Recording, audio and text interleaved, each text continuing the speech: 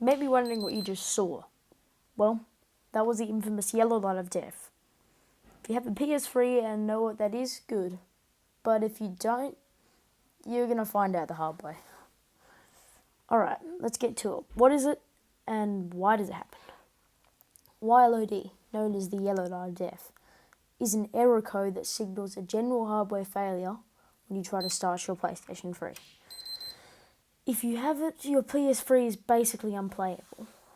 This can be caused for many, many reasons. Your power supply unit could be broken, your HDD firmware could be corrupted depending on the model of fat PS3 you have. Your RSX GPU or cell processors could have broken or something, or NEC tokens have gone. You get my point. There's a lot of reasons, but that doesn't mean it's impossible to troubleshoot, because we know the main cause of this issue.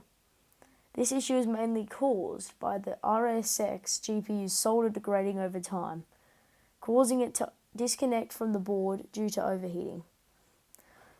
The second large reasoning of this is the NEC tokens. As they were found faulty after about 2 years of playing, they would just die.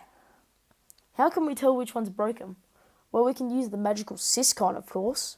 Personally, Syscon is too hard for me to actually do due to my lack of experience with tools. And, like RipFelix has. I do know some stuff about it though. Here's how you can do it without tools. If your PS3 can stay on for just a little, there's a certain website which you can go to. I don't know what it's called anymore. If you want to learn about Syscon, there's from an actual professional, just watch RipFelix's video on it. Trust me, it's amazing. I learned a lot from it. But I do know 2 error codes which can be crucial in identifying the issue. This issue happens mostly on earlier models of the PS3, particularly the Fat, and early models of the Slim. With the launch models of the Fat, the CECH A01 models will have the highest chance of crashing. Same as the B01 models. The one I have is a G02, which lasted about 12 years or so until it died. But trust me, if you have like an early Slim as well, I mean really any fat one is prone to it, and any early Slim is prone to it as well. So I'd recommend keeping good care of it and blowing out the fans every so often to avoid overheating. Also keep a good airflow where you put it, otherwise you can extend your chances of actually getting this to happen again.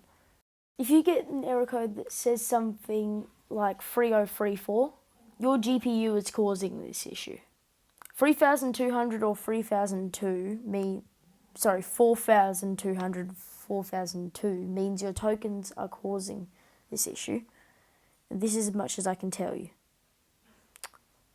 Be careful when you watch tutorials that tell you they fix your PS3 even more, especially the fan hole trick. This one is bad for your console, and it shouldn't be done at all. This is when you drill holes in the bottom to help with airflow, but this is horrible because this can damage your PS3 even more. Me and a lot of other people can agree that this is not a good idea. Sony's director showed at a convention for the PS5 last year or something, the airflow for older PlayStations, and you can see on the PS3 how it comes in from the front, flows through the GPU's area and the motherboard, and then through the back. So let's jump to something you may want to know, or you need to know. How do you fix it? So you want to open up your console, make your way to the board, scrape the old thermal paste, of course, don't forget that at all. The RSX and cell processor, of course. Then you want to get a heat gun and make sure it's set to at least 300 degrees, which is the heat for melting the solder. Hover the heat gun above the CPU and GPU for 1 minute each. Repeat the process on the back. Then heat up the solder on the tokens. I recommend a small heat gun attachment to be safe, but hey, can't break what's already broken, I guess. Reapply thermal paste. Trust me, if you forget that, it can turn into a really big problem if you forget your thermal paste. So, reassemble the console and pray. Beware, this fix is only temporary, so issues will appear after like a year or so. If you want a good step-by-step tutorial, watch the Fantastic Quacks video on doing that repair. That's the one I used to get, that's how I learned what YLOD was, and that's how I fixed mine the first time. What did I do after it?